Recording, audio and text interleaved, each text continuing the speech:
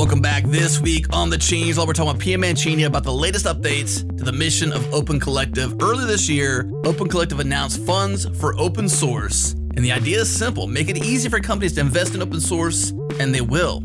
Also, since recording this episode, Pia and the team at Open Collective, along with Gitcoin, announced fundoss.org as part of Maintain Week announcements. And right now, they have a matching fund of $75,000 funding open source that you can support. Big thanks to our partners Fastly, Linode, and LaunchDarkly. Our bandwidth is provided by Fastly. Learn more at fastly.com. And we love Linode. They keep it fast and simple. Check them out at linode.com/changelog and get your feature flags powered by LaunchDarkly. Get a demo at launchdarkly.com.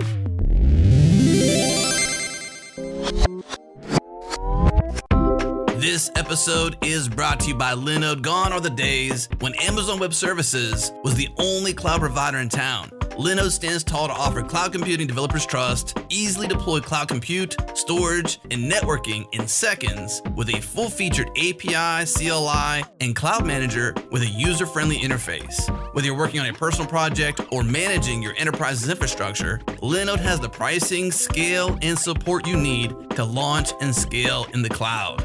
Get started with $100 in free credit at linode.com/changelog. Again, linode.com/changelog.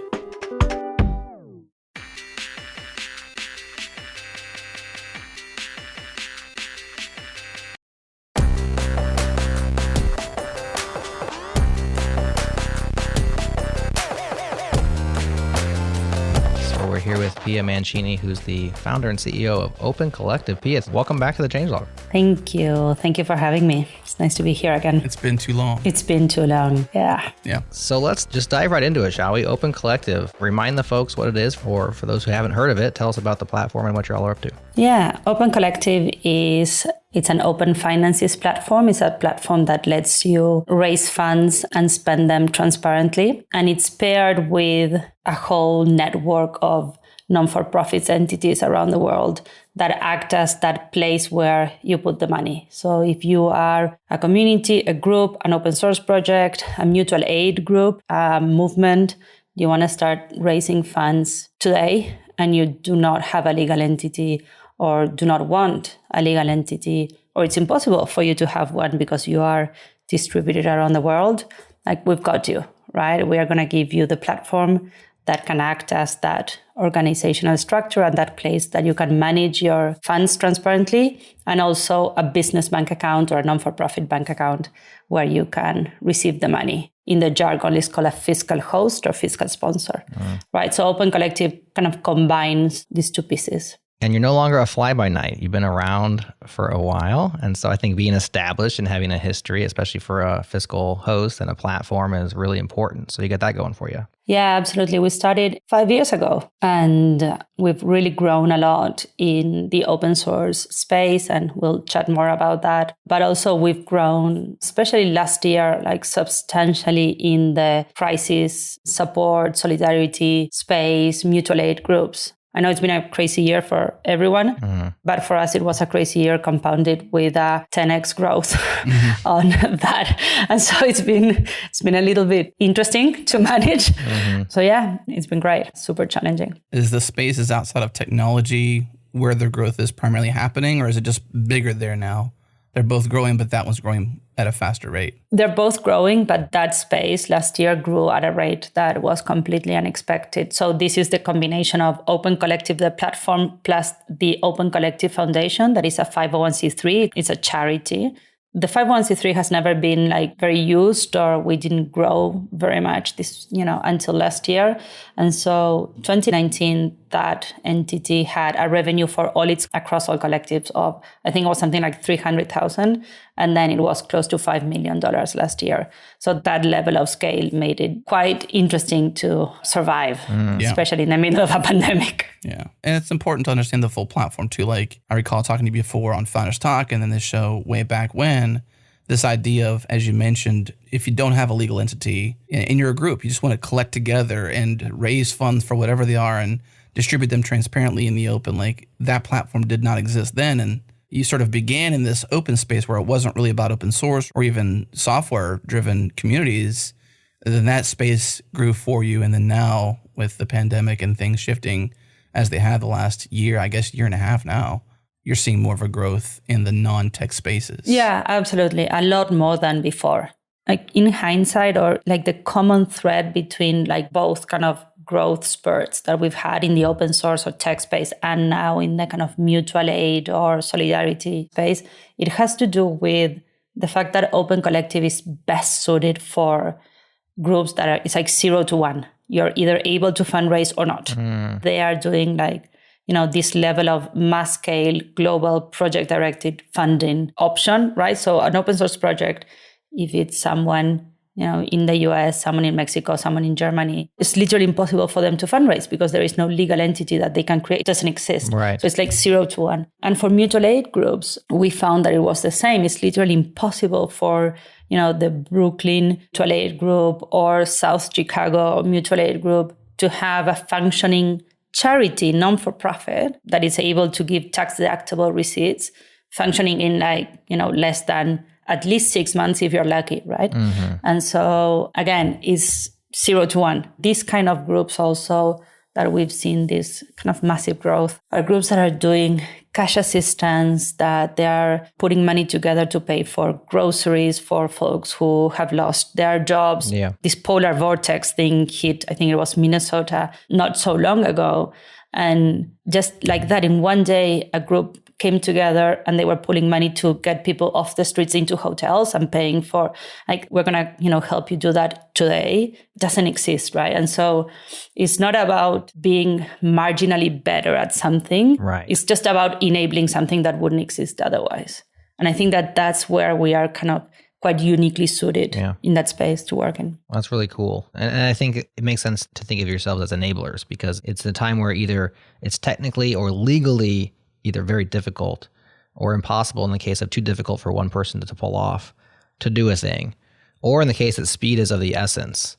It seems like that's where Open Collective really shines, because you can get up and going quickly, or if you don't have the expertise or the money or whatever the legal means are, especially cross borders and stuff, to get something going, is going from 0 to 1. You're really enabling things that wouldn't exist otherwise. Yeah. And, we were doing a strategy, very long call, Zoom call the other day. As everyone else, we have like limited capacity, right? And we need to kind of decide what we are going to say no to and what we want to achieve. And we want to focus on like these spaces, whatever they are, but these spaces where it's just not a marginal improvement. It's like this kind of binary kind of situation, right? And scaling that. And I think we did that with open source in a way for like the vast majority of projects that are not under another foundation or are not like newer, smaller, or more distributed or whatever. Right. We're also doing it now for this kind of solidarity space. So because of that, do you see collectives or organizations outgrowing the platform? Or do they need that marginal improvement, and then the best thing for them is to move elsewhere? Yeah, absolutely. And look, right now, this year is about, for me, focusing a lot on like the whole life cycle of a collective, right? Like we've become really, really good at, you need to be up and running today. Like we've got you, this is what you need to sign. This is where you need to send the money. This is how you do it. It's like super clear, like zero friction. But then as groups start to grow on the platform, we are not so good at taking care of like that middle kind of size group that, they manage anything between 500,000 to, over $1 million budget, or 300,000 to over $1 million. Then they're like, all right, at what point is it worth for me to start doing my own thing, my own entity? Is it now? Is it later? So we want to focus more now on also supporting those groups. And once they transition out, what I would really like to see is for Open Collective to also kind of accompany these groups as they transition out. And so we become kind of the back end. This kind of transparency and open finances kind of ethos that we bring stays with these organizations, even as they become their own legal entities. We just keep giving them for free the Open Collective platform for them to kind of keep this transparency. And then I guess maybe more future thinking, how can we more like strive for nonprofits kind of style, right? So you become a collective, we help you grow with us, you raise funds. It's time for you to kind of move on. We'll give you Open Collective as your backend, But look, it's hard to do non-for-profits. We've been doing this for many years. We have legal advice. We'll help you create your non-for-profit, and then you can go do your thing in the world, right?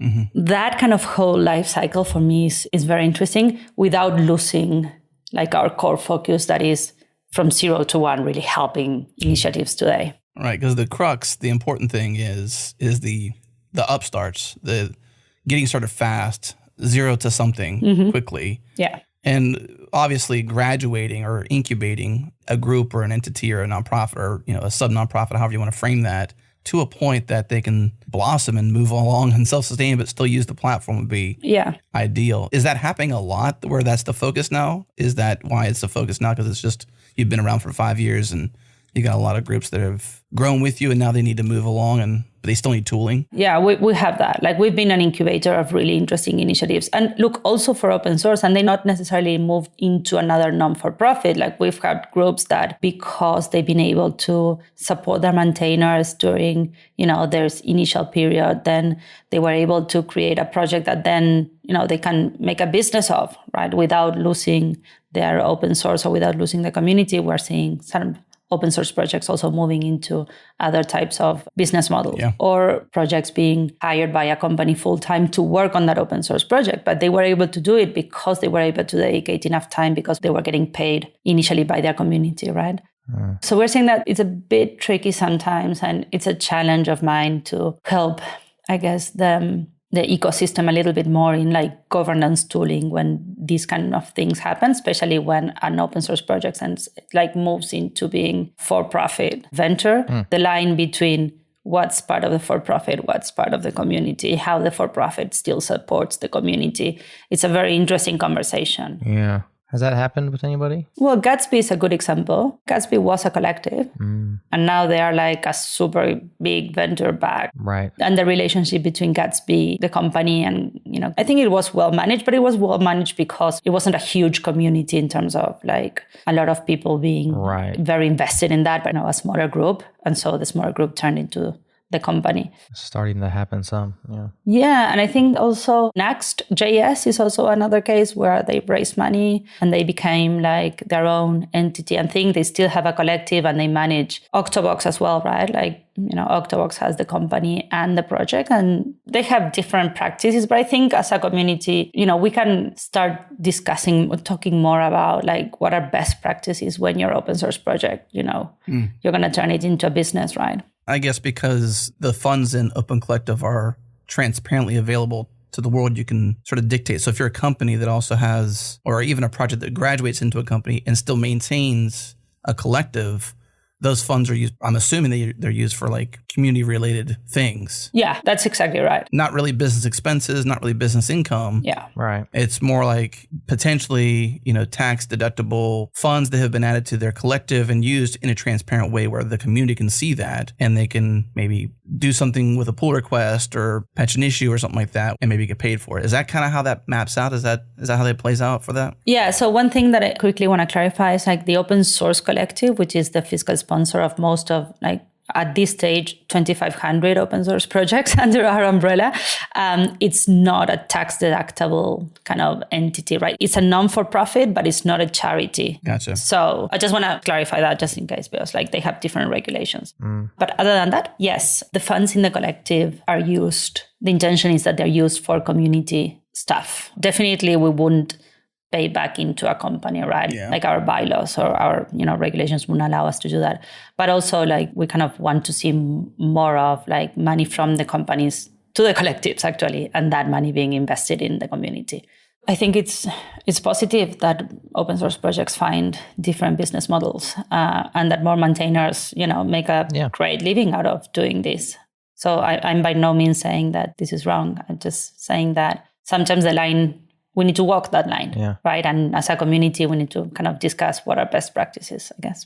It's worth mentioning that a core tenet of Open Collective is the open side, and that's transparency, right?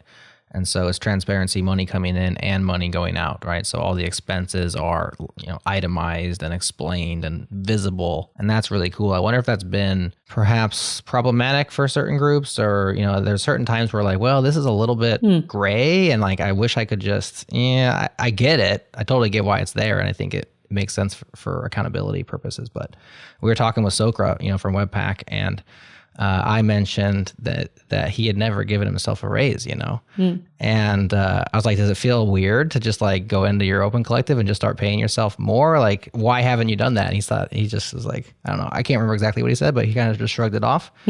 As an example of like, maybe there's just like a weird social thing of him giving himself more money, even if he deserves it, like everybody else gets raised over time. But that's just an example of like where maybe the transparency kind of backfires. Have you ever noticed that? Yeah, for sure. I mean, radical transparency is never easy, right? Yeah. And social pressure is tough. And it's also a hard ask on maintainers who are like, most of them are really good, developers and great at what they do. They might not be the best kind of at managing communities or people, or because there's a different skill set, and not all. I wish all open source projects had like a more diverse skill set, and it's something that, again, like we should really strive for. And this is one of the reasons why, right? There has to be like, it's a lot of pressure on the maintainers to do what they do, earn what they can, raise money, and also kind of manage the social expectations of like, oh, how much you're getting paid for, this work. Right. It's tough. I get it. But like for us, that is like a non-negotiable space, because I feel that the benefits of having this level of openness like by far outweigh, and also the uncomfortable moments. And also I think that as a community, we should also kind of take stock of how poorly some of these folks are paid, and we should be paying them more. One of the like main goals of the Open Source Collective is making working for your open project, for your community, like something that is comparable to working for a corporation. And the only way of getting there is paying maintainers like a competitive salary. We really want to erase this choice, of like, oh, I need to be poor and work for my community, or I'm going to make money, but also I need to work for a corporation. If we can close that gap, like narrow that, make it as comparable as possible, for us, that's a huge win. But the only way of getting there is like being open about the need to pay folks, right? Mm-hmm. Money causes a lot of problems, especially in groups. I think the transparency is certainly a competitive advantage, because when you bring together a group, you have to have trust around funds, even if it's like that's got to be the core thing that brings groups there for one, but then enables the continued long-term trust between one another, because everything that comes in is visible to everyone and everything that goes out is visible to everyone. So there's no scrutiny.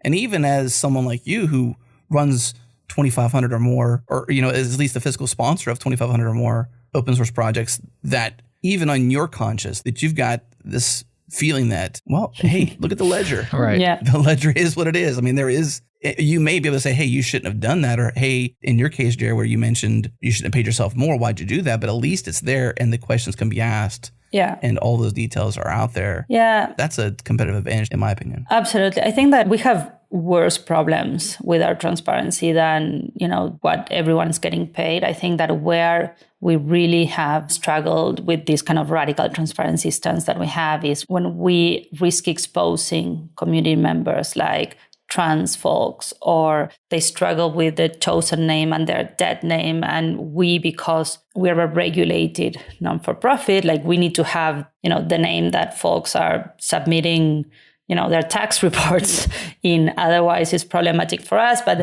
or for example, we have a group that is making grants to folks that are struggling. So they're paying for their mental health bills. Like having that transparent, like that's far worse than the discussion about the details of the transparency, not so much who it goes to, but the details of it. Yeah, absolutely. And I guess in some cases the actual name, because you've got to for necessary reasons of clarity. Absolutely. We have, for example, an Internet Freedom Technology Fund under the Open Collective Foundation, where we are supporting a whole group of projects working with privacy, anti-surveillance, protecting tools for human rights activists, VPNs that are being deployed in, like countries like Myanmar, for example.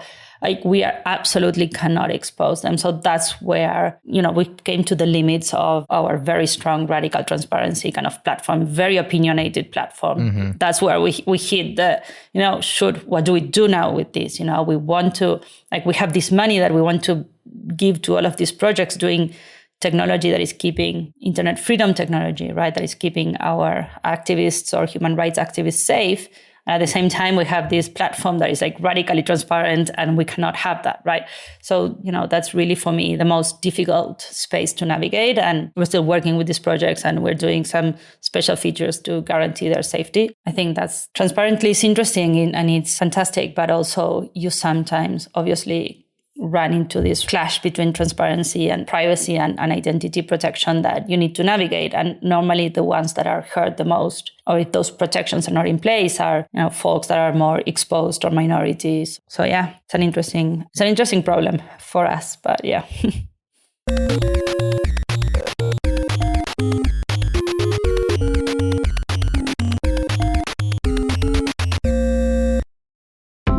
This episode is brought to you by Retool. Retool is the low-code platform for developers to build internal tools super fast and super easy. They have a ton of integrations and templates to start with. With a click of a button in seconds, you can start with a new Postgres admin panel application, kick off an admin panel for reading from and writing to your database built on Postgres. This app lets you look through, edit, and add users, orders, and products. It's too easy to get started with Retool. Head to retool.com/changelog to learn more and try it for free. Again, that's retool.com/changelog.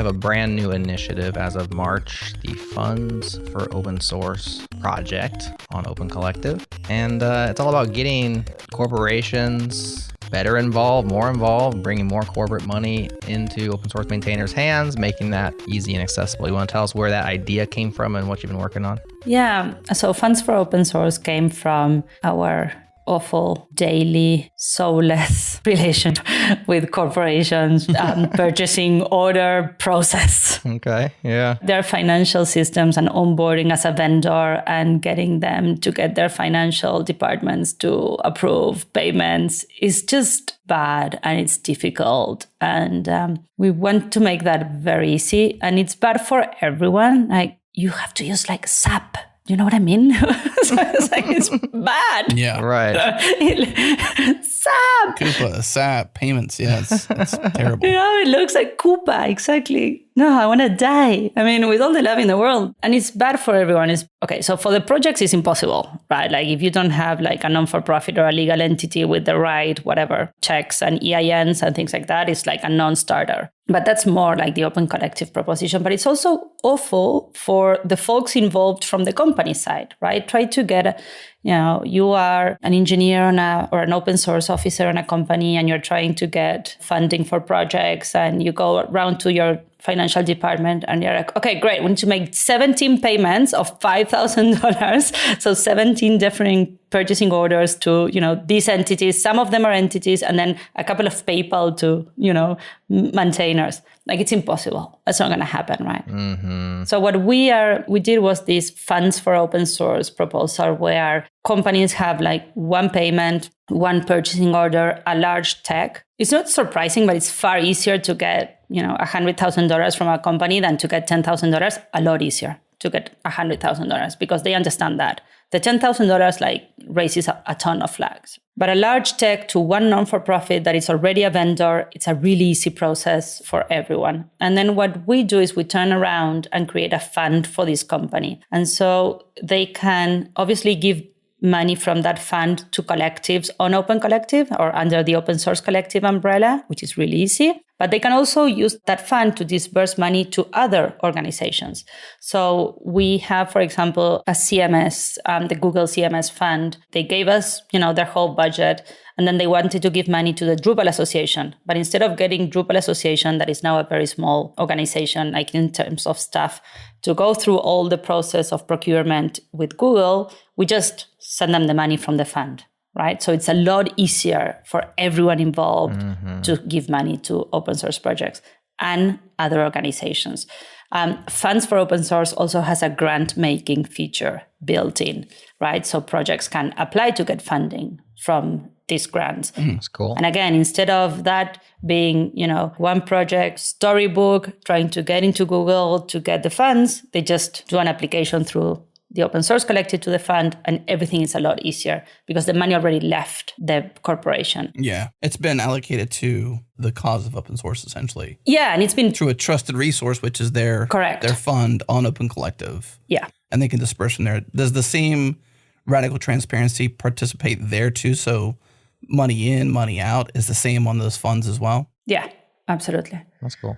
Yeah. That's beneficial for those organizations too, because it's like, well, you can see how much we're, participating, which has been a challenge. You can see some organizations taking advantage or some organizations giving a lot, and it's all behind the scenes. And the only way to really do it is maybe come on a podcast or put out a blog post or just your advocates sharing this information. But in this case, it's like, here it is, for the world to see in many ways the stage where funding happens in open source. There's many places it does, but this is one of the many prominent places where funding for open source does happen. Yeah, and also I think it gives this another, I guess, entity, if you want, in a way, another kind of seniority. It's this is Airbnb's, open source fund. Right. And from here, we're going to do a ton of things, most of them of which would be very difficult to do if the money was in pieces coming out of Airbnb, right? Does it mean that the endpoint that gets funded has to be involved in Open Collective? No. Or does that mean that this is just their fund? You can issue checks to somebody outside of Collective?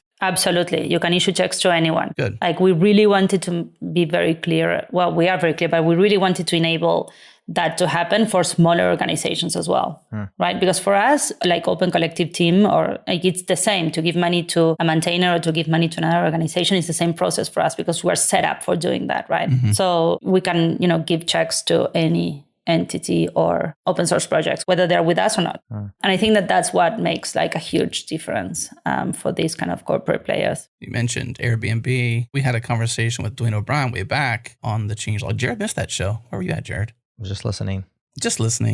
Episode 392, it was Indeed's FOSS Contributor Fund. Yeah. And I know that you know Dwayne well, and Indeed is a part of, they have their own fund on Open Collective. Is there any backstory to some of the trials and tribulations Dwayne went through and shared on that show to kind of continue into what you're now doing? Has there been any crossover?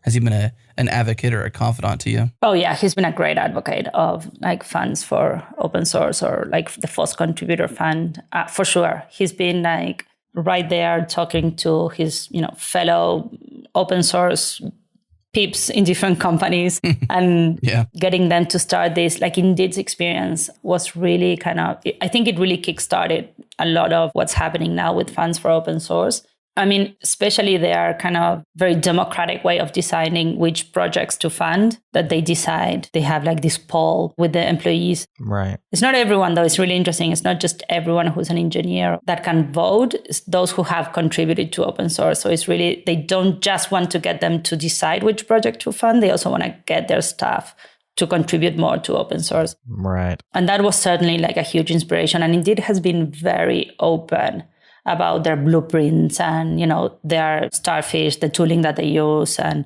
other bits and pieces. So I think they're really a role model in that. And we just came into, again, enable. That's what we do. We facilitate, we enable, we kind of catalyze these things. Mm-hmm. We want to make it so simple for companies to say, okay, we're just going to put this money here. And from here, we'll decide how to spend. We'll spend here, there. We'll offer grants or whatever. But it's 100 times easier because they have the money in one place. Mm-hmm. I guess the biggest example that we have is Chrome's fund. They have a pretty big fund on opencollective.com/Chrome. And I think it's about 700,000. And they just committed another 500,000 for this year. And so they've been great at this. And you can go in there, you can see not only they are kind of dispersing money to projects on Open Collective, they're creating special projects from communities. They're encouraging open source projects to join Open Collective so they can, it's easier for them to give them money and also track how that money is spent. Adios Money at Chrome has been a really good partner here. So yeah, funds for open source is a big one for us this year. And when we launched, it had a lot of traction. And so it clearly I think, struck a chord with, again, everyone who's involved in procurement processes in companies. Right. You mentioned persuasion, or you didn't say the word persuasion, but I was thinking about that, or activism or encouragement, I think is the word that you used. And you're an enabler I'm curious if there's like a missing component to this, because you have the tooling now, you have like a mechanism, you have enablement. And then it's like a lot of corporations need encouragement, or they need basically a sales pitch of why this is worth their trouble, even though it's way less trouble here than it would have been before funds existed, right? It's easier, but like companies think about ROIs, they think about, bottom lines, cash flow, there's capitalistic reasonings behind it. Are there tools, are there people, are there class you can take, like how to convince your organization that it's worth it to do this? Or is it just going to be a thing that everybody has to slowly come to the light and realize that they're standing on infrastructure that they didn't participate in, and that they're just, reaping benefits, but they're not giving back? Like, what does that look like today, and what might we do to make it better? Yeah, I think we need to be better at that. I think companies are more aware now of the need they have to invest in the open source ecosystem. I've been seeing a lot of companies, like Trivago is like one of the greatest examples of this. Like Trivago, they're very invested in supporting Webpack, Babel, and Preact. And they've seen like their recruiting, forget about last year, right? Obviously, but their recruiting process a lot easier and grow. And they've seen people who wanted to work at Trivago because they knew they were so invested in the open source ecosystem, right? So I think that more and more companies are seeing this as an investment and not as like a charity. It's more of a, I need to do this if I want to hire, if I want to keep my employees and my engineers like happy and working for us. And also if we want to have like a good name in the community, want to be responsible citizens. I mean, I'm not saying that this is like, we've done it, folks, we're good. Right. But like, I think we are, I think it's better, it's improving. And so we need to be better, like we Open Collective and Open Source Collective need to be better at having this conversation with companies. Right now, it's kind of quite centered in me and, well, luckily now Ben Nichols joined as the executive director of Open Source Collective. Shout out to Ben. Yes. Hi, Ben. But like still it's a very kind of interpersonal relationship, which is fantastic. But I also think every single day about how I can make myself redundant from my own company, because I think that the only way of Sure. I want to create something that survives me. And I believe that sustainable is a mission that survives its founders, right? So I think a lot about that. And I think a lot about that in the context of like, my relationship with all of these companies in open source space. And so I think that we need to do better tooling. We try to do like, if you're an engineer and you need to move this up the chain, this is a letter that you can use to write to management, or this is what went well in these companies, or read all of these use cases, or maybe try and these kind of 5 or 6 steps. We do a little bit of that, but like not nearly enough. Sustain was obviously a big part of that kind of conversation of convincing companies that they need to invest in this space. So yeah, I think I would like to do something that is like a toolkit for, your sustainer toolkit. Right? Like you're in a company, you need to, these are all the resources at hand. These are all the stats. This is a presentation you can use these 5 slides, and then keep inviting me to your show and talk about it. Well, you might be preaching to the choir with our show in particular, but point taken. Yeah. To some degree. Well, you launched this, at least by the blog post, March 24th. We've talked about Airbnb, Chrome, Indeed as participants of funds. How many funds are out there? How do you find these funds? If somebody wants to start a fund, what's the process to begin that workflow? Is there a button on site, or is it something where they got to get in touch with somebody directly? What's the beginning of that? Yeah, right now they need to get in touch with us, and we are doing a lot of outreach ourselves with this in any channel, Open Collective channel, Twitter, support at Open Collective, Pia at Open Collective, Ben at Open Collective, everything gets to us. Star at Open Collective. Yeah, exactly.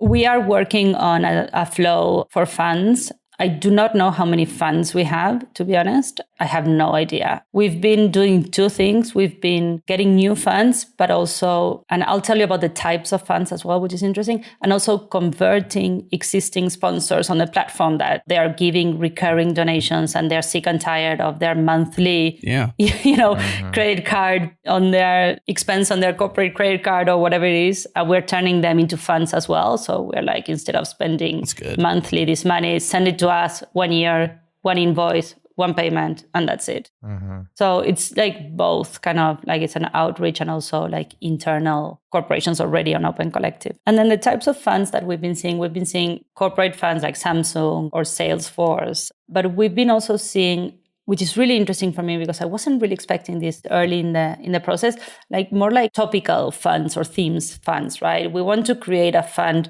to give money to Web3 projects. And it's different companies putting together a fund to do something. I really like that idea because like the economies of scale are amazing. And so we've been kind of helping some funds. And one of the biggest ones that we have is, we have two really large ones at the moment, the Digital Infrastructure Fund, which is, a fund put together by Ford, Foundation Sloan, Omidyar, Mozilla, and Open Society Foundations to give money to research and implementation in like public digital infrastructure projects. So anything from like open source and COVID to climate change to FOSS foundations, like research in any of those areas, like public infrastructure in India. And again, it's like this structure where we can pull money from different corporations or foundations to support like a specific kind of set of projects. The Internet Freedom Fund is another one where, we put money from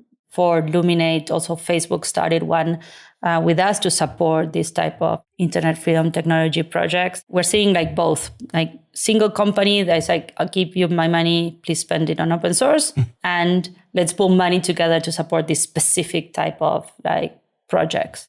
I'm a fan of anything that happens in funds for open source. I think it has been like a really interesting initiative. Have you begun to quantify the impact? Because anytime you talk about organizing people and enabling and assembling these opportunities for corporations to participate, sometimes as Jared was saying, how do you convince, or what was the encourage? Encourage. If you're trying to encourage, sometimes the way to do it is through nudge is through what the actual impact is. Can you share any details around the launch of funds and the initial impact where you're seeing things going, and if it keeps going that way, here's the trend? Can you kind of quantify some of those things to some degree? No, the impact? I'm really bad at that, to be honest. It's not my kind of, I don't know, it's not in my skill set. I should do more of that. Like Open Collective also doesn't track anything. We don't even use Google Analytics or anything. That's how we are. We're radically transparent, but we also don't track anyone and don't keep any kind of analytics from users on the platform. So there's not a lot I can say on that. We really just launched. And so maybe like, I don't know, in 2 months, we'll look back, look at the numbers and write a blog post about it. Right. I also want to say that Open Collective's data is open, right? And we regularly post all our data on like a Google Drive that is publicly accessible. And if you go to a homepage, there's a link to open data and everything is there. So anyone who wants to do this and run these numbers, and if there's like any data scientist there who's like, oh, I want to see how they spend the money, please feel free. One of the things that we are doing though, is we're building like proper kind of metrics tooling for collectives and fiscal hosts. So we will have a much better understanding of, they've been spending money on this, right? Or from this budget, open source projects normally spend 90% of their budget on a monthly basis, right? Or they keep their budget forever, or like all of that kind of metrics and readings. I think with the new metrics dashboard for collectives are going to be much easier for us to do and have at a glance.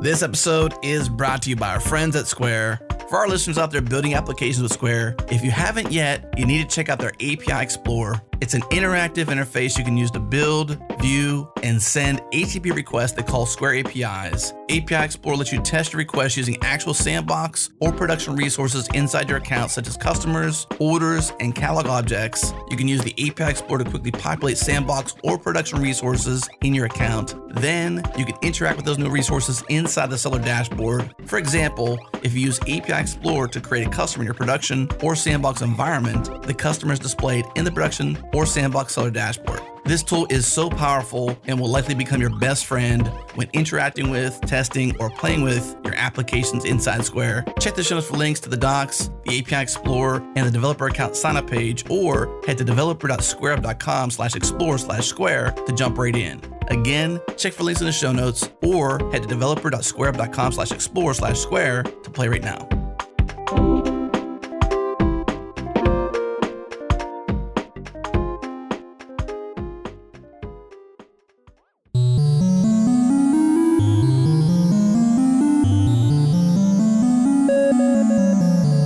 Could the impact be quantified to some degree, maybe just simply new money in? Because it's assumed that the money's going to go somewhere and the money's going to have some sort of impact. You have a metric for new money in, or sort of how the total raised has gone up 25%, or I'm looking at like the budget for Indeed, for example, is $120,000 total raised so far, and that's a new fund, so I'm assuming that's like pretty much new money. Yeah, I have, let me see. Let me open my Metabase dashboard. I have a fancy dashboard for this. Metabase. I just We've done a show on Metabase. You did? It's pretty good. Yeah. Well, after 10 years, you've done a show on everything, pretty much. True. And obviously, we're changing things on the... Oh, we're having a good month. That's great. Surprise. Surprise, it's great. Like, we're actually... Can I say something? We're like sustainable, which is so amazing, because it was so scary for me, especially when my co-founder left, and I was like, all right, this is your thing now, and you're losing money every month, like a lot. And now we are on the green, and it's like, Congratulations. That's awesome. Thank you. Yeah. I know. That's a impact right there alone. Exactly. We're not going to die. Sustainably sustaining. Exactly. We're default alive, Right. Which is great. What I was trying to extrapolate was just essentially, if I just go and add up Airbnb's fund, it's $385,000 total raised. Indeed's is $120,000.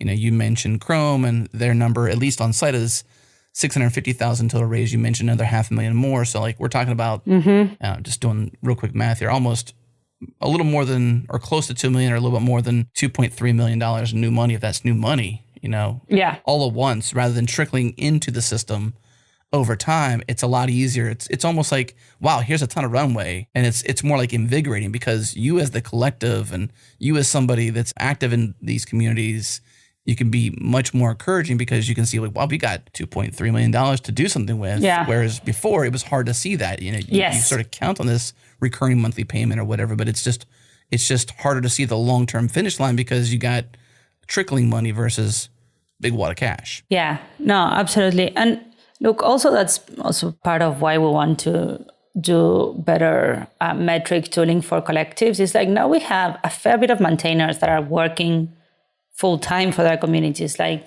if I need these metrics to run, our company, like they need these metrics to run their project as well, right? They need to know how much money they're getting in. And not only each month, from that, how much is recurring revenue, how much is one-time revenue, how often do they lose donors, what's the churn, all of those metrics. Churn, yeah. Yeah, that I have for Open Collective, like they need for, and don't ask me about those because I need to look at them. We also need to, provide it to collectives. But I think that historically the open source collective has raised $15 million, or that was like last year. A ton of that was in the past 2 years, for sure. Yeah. But that's a lot of money. Like $15 million is a lot of money, or at least for us to go to open source. It's not nearly enough what the ecosystem needs, but it was zero for many of these projects 5 years ago, right? I was going to say, it's better than zero. Yeah, it's a lot. It's more than zero, and it's better than zero, because it could be, if you and team weren't working so hard on this, these last 5 years, you mentioned some of the ups and downs. Like if you weren't doing all this, it could still be zero. Yeah.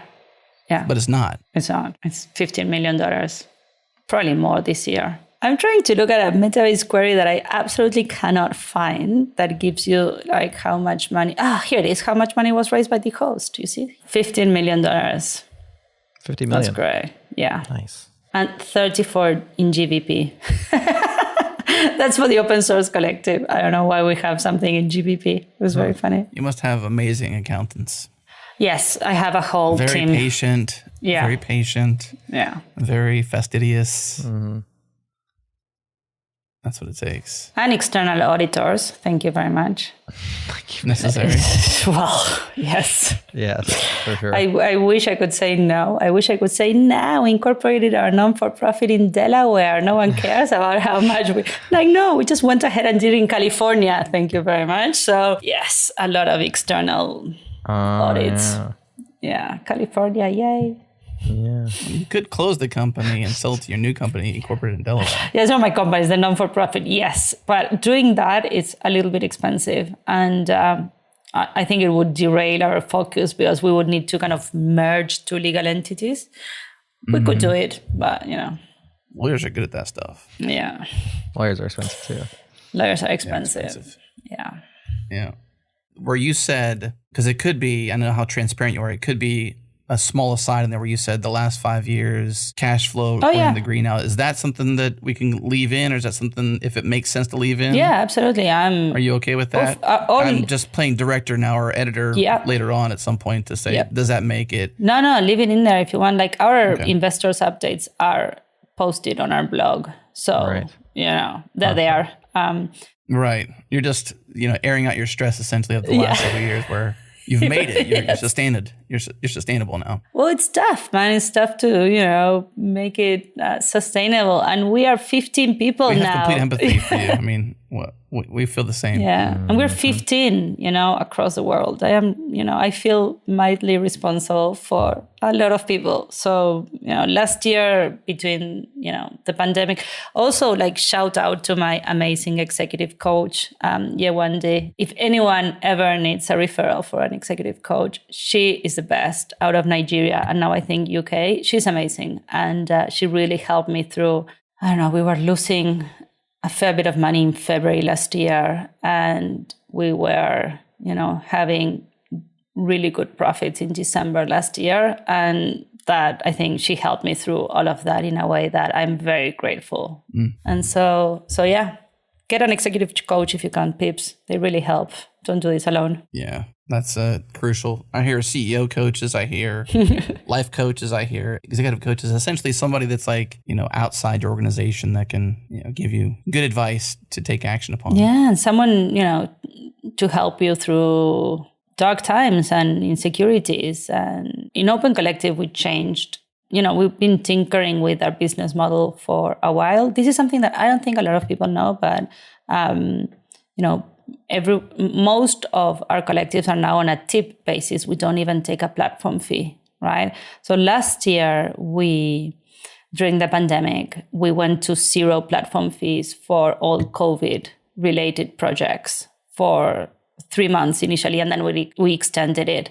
So we just gave up all our revenue because we felt like we needed to do something, for the situation, right? Like we were seeing all of these people coming together, putting money together, supporting each other. And, we're like, what can we do, besides enabling this? Like, what's our role today? And, make this as easy as possible. So we went to 0 fees.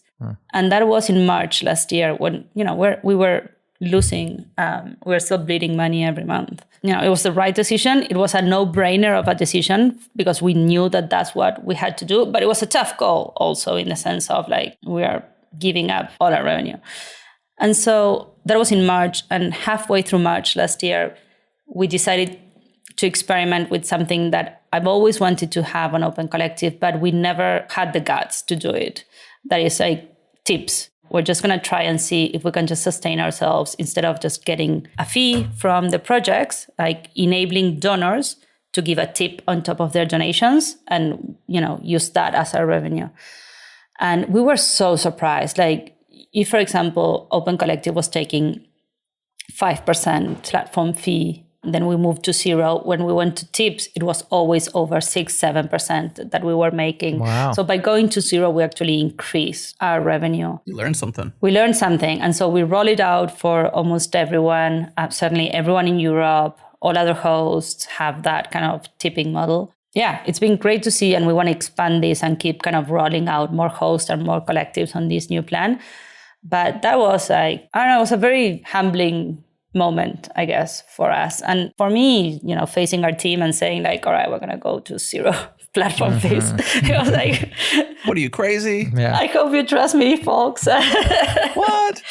For real? No, yeah. So how do the tipping work? Is it the collectives that tip the host, or is it So the donors tip the platform. The host keeps their fees if they want. So let's say I'm going to go give $200 to the open source collective, and I put in my $200. Is there like a button that says, would you also like to tip Open Collective? Is that how it works? Yeah. Okay, cool. Do you quantify, like some give 5, some give 6%? Do you quantify that and give them norms? Yeah. Is it like Square whenever I go and pay my barber, it's like, do you want to give 10 or 15 or 20%? Because I know that's what happens when I slab my card in, it's like 15, 20, 25%. You get some options essentially. Yeah, exactly. Options and then no thank you. You can always opt out. Yeah. But like these metrics, these ones I know because I've been looking at them very carefully for the past year.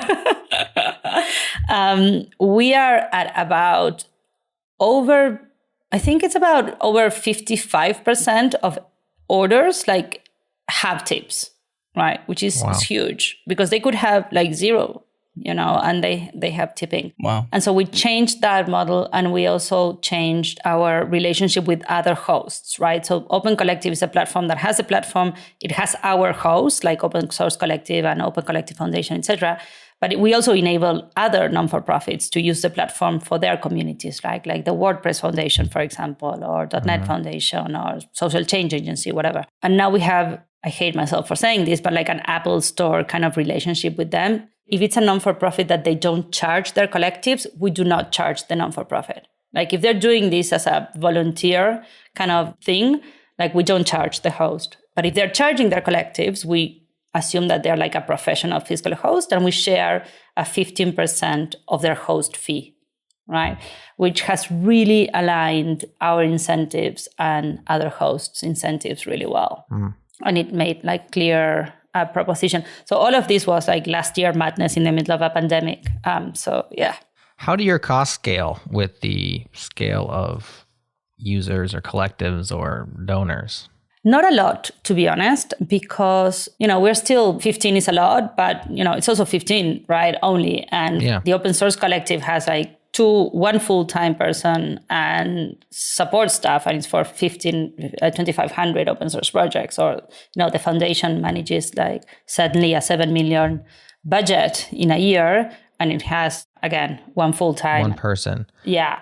Double that to 5,000 projects. How many? You still got one person? Do you have 2? I don't think so. I think maybe 2. So not too bad. Yeah. 2.5. 2.5. Yeah.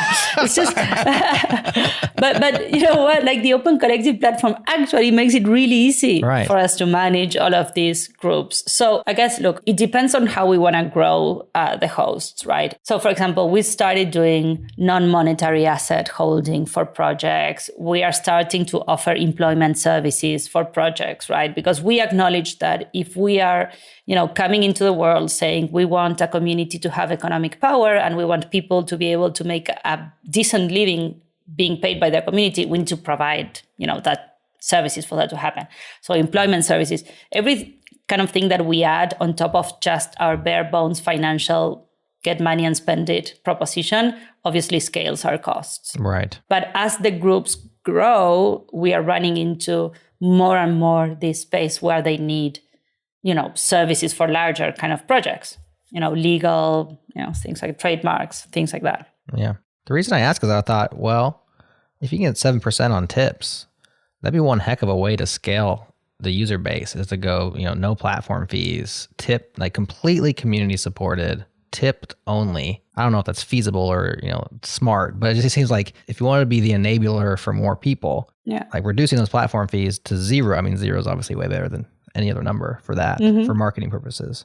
Is that something you've considered, or is that just like a bridge too far? Like it was good enough for a pandemic, but it doesn't really. No, we keep that. We keep that. So for all charitable collectives, like our platform fees are 0. Okay, cool. Yeah, it's just tips. Forever. I thought that was like a pandemic thing.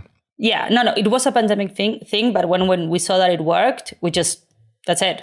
All right, that's awesome. I missed that part. Yeah, I think I agree. I think that 0 is the best number for this. Mm-hmm. We haven't tried it yet in the open source space because like the charitable ecosystem is very clear. Like donors are used to tipping on top or tipping the platform, or they understand that there are like admin costs involved in managing tax deductible donations and things like that. It's unclear to me, and I want to try it. I really want to pick collectives to explore if this is feasible for the open source collective to move to 0 platform fees and just tips. It's unclear to me yet. Like, I want to find an excuse like the pandemic for the charitable collectives to be able to try this and see if it works, because it's a huge leap of faith to do it, right? Well, it doesn't work. It's hard to roll that back, you know? It's impossible to roll it back, I think, without like losing your community. Do you think it's different because of the corporate support of open source? Like a lot of it's corporations, whereas maybe on the charitable side, I'm guessing a lot of it's individuals, but maybe I'm wrong there too. I think it works when you have people going to the platform and using their credit card to give a donation. When you have people just wiring money to you, it doesn't work because the platform is not, you don't have a space to offer this, right? Right. There's nowhere where I can put this, hey, do you want to give money to the platform so we can, keep offering collectives 0 fees? Like, I don't have, because you're Google and you're sending money to a bank account and kind of flies in the face of the funds effort, which is to make it dead simple for these corporations to do it. Whereas now you're making it more complicated again by adding this tipping mechanism. Yeah, exactly. Yeah. Is that platform fee a part of the transparency ledger, so to speak? So when somebody donates, you see it was this plus 5% or whatever if that's the number. Yep. You see that in the ledger? Yep. You see that on every transaction. If you click on any transaction, you'll see donation amount, platform fees or fiscal sponsorship fees if they have a host, payment processor fees, and then net amount. Like, let's suggest maybe A/B testing it versus at a individual level or an individual collective. Maybe just A/B test where it's like, hey, for this transaction, you show the 5% platform fee. For this next transaction, which is just maybe who knows what, the option to do a tip mechanism. So the current UI you have, just swap between the two and just test 100 transactions and see what the results might be. Yeah. Rather than like doing an opt-in and involving other humans and deliberating, because if it's all transparent, you could just in that same ledger say there's no platform fee, there's no tip, or there is a tip and it's 7%. It's very clear in the ledger. Yeah. That way you can kind of maintain your transparency as you do already. Yeah, or even something like this transaction has costs for the collective. Do you want to cover them? And then boom, that's it. Like some very simple kind of thing. And we've done that too. Through our shows, we've donated on host's behalf, and 10 times out of 10, we're adding to cover the platform fees for the donation. Exactly. Because we're like, I don't want that organization. We don't want that organization to have to pay the fee. And we're appreciative of the person's efforts with us, and we're appreciative of the organization and all the work that goes into it. So just as an act of generosity, like, sure, cover the fee, whatever it is. I mean, if it's $10, if it's $15, or if it's $2, I mean, it can be whatever it is. It makes sense. And I think in most cases in this scenario, I guess maybe a lot of the cases in this scenario, people are generally generous. Yeah. And that's the whole point. They're on this platform to be generous. They're giving a donation to something or an attribution to a fund somehow. So it's an act of generosity already. I'm going to try it. There you go. I'm going to A/B test that.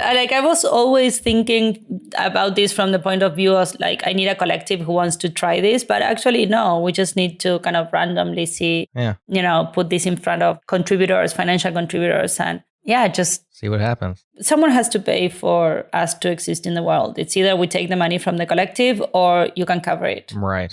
Yeah. And I think in most cases, every case for us, at least in our example of usage of Open Collective or other platforms, we would want to pay for the fee for them to not have to incur. So that all the money we want to give to them goes to the collective, goes for their cause. And see, it's funny because when I've done it, maybe I'm the cheapskate because I always say no because I just want my round number. Like I'm giving $200. I don't want to give 205 or 250, whatever, 203.75. Like I like the round number. So I'll just be like, maybe I'm just being selfish. Our A/B testing here is going to be 200, 220, 250. Yeah, exactly. Okay, so Jared will be a 0 and I'll be a 7%er. If you can round up, as long as I can round up from 200 to 250, fine. But if it's like 203.75, like who wants that on their ledger? I'm just a round numbers kind of guy.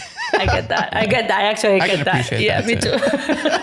I'm one of the person at the gas tank, the gas pump. I'm trying to get that exact. A little bit more. Just like top it off. 75 cents, fine. 76 cents. There's no way I'm stopping. I got to go to round dollar. All right, I have my guinea pigs here, folks. I'm going to send you links in like 2 weeks.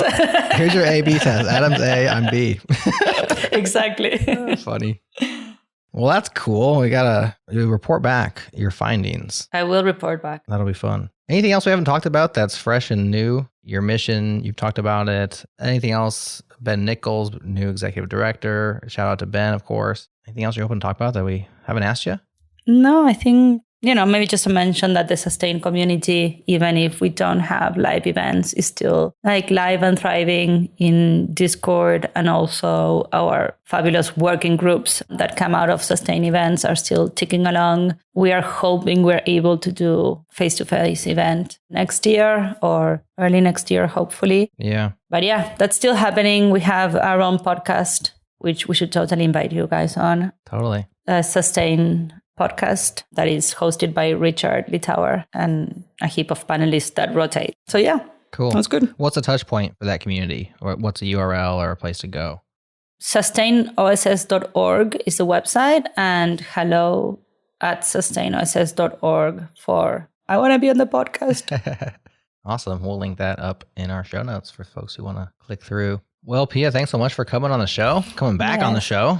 All the hard work you're putting into Open Collective and all the greasing of the skids that you're doing to help get more money into the hand of maintainers. Obviously an effort that we are proponents of and advocates for. So we'll continue to point people to Open Collective as they look for ways of sustaining their open source work. And you keep doing what you're doing and making it easy and enabling folks to give and to get and to do awesome stuff.